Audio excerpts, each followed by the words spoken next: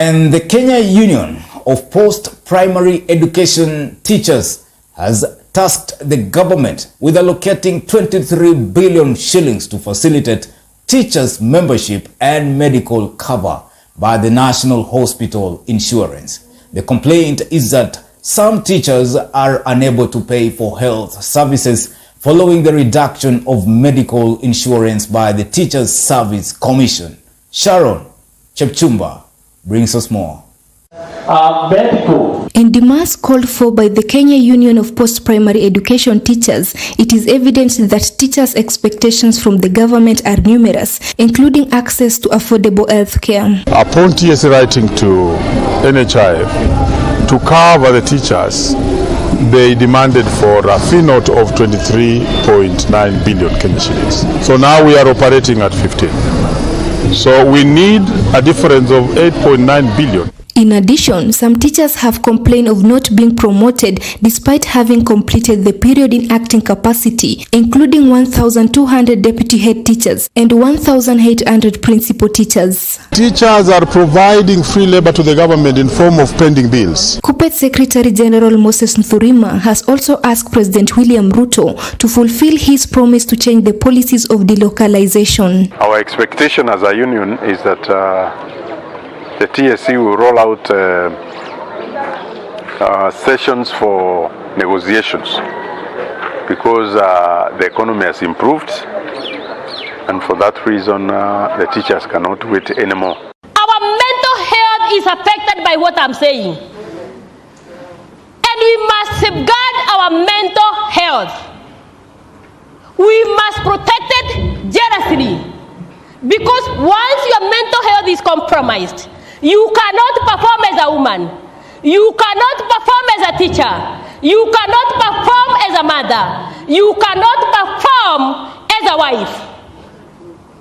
And you cannot also perform vice versa as a husband. And that is what the TSC director tells us, and we keep agitating this. So we had a meeting with the Teachers Service Commission, and it was a joint meeting between KNUT, KUPPET, and TSC, and I was lucky to be the moderator of that meeting.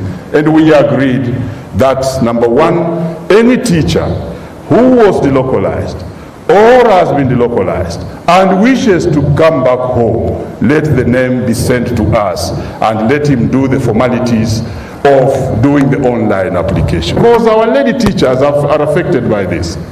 But we reached also a compromise that yes, K-Water is like KEPSHA and like Kesha, Siju is an association. We don't subject ourselves to it and we don't believe in it because it's a potential competitor. But we have no right of going to fight an association that has been created by people. As they talk about the police, waingiza kwa hiyo list yao maneno ya walimu. We are happy that they have addressed some of the issues which are touching on us, the teachers. Maneno ya delocalization, we are happy. Delocalization came through because of what we had before, the deep state and state capture, where people were becoming merciless, transferring anyone with a different opinion to the farthest. That state capture, which was there in DSC, needs to be removed. The issue of K-Water is part of deep state. You cannot simply force people into an association where they have not asked to go. You can only do that when you have the power.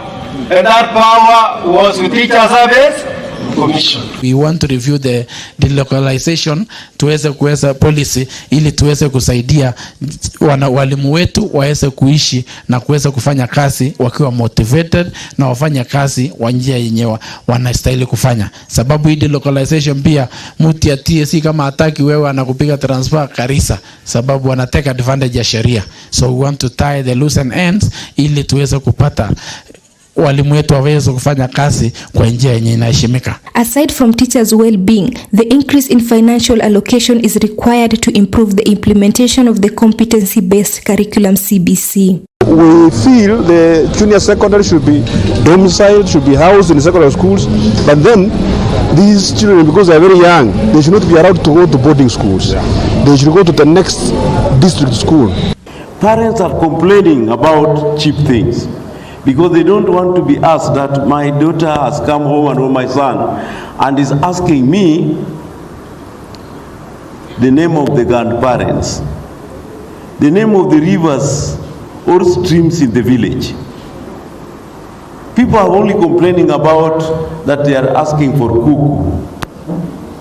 How many cuckoos have they slaughtered and prepared? That is just barely in agriculture and home science. The aspect in mathematics, the challenges of the 21st century environment, where they are interacting with the gadgets, are not the issues there. But parents are also taking too much of their time thinking that we are hustling with life. I'm coming home at 11 and you don't even know your children. You want your children to be in school. For Masomo News Live, I'm Sharon Chepchumba.